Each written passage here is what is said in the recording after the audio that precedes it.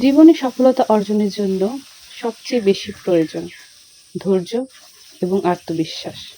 ধৈর্য এবং আত্মবিশ্বাস না থাকলে কোনো কিছুই সম্ভব নয়। ধৈর্য এবং আত্মবিশ্বাস আপনার স্বপ্নকে অনেকটা পথ এগিয়ে দিতে সাহায্য করে। জীবনে কোনো কিছুই সহজ নয়।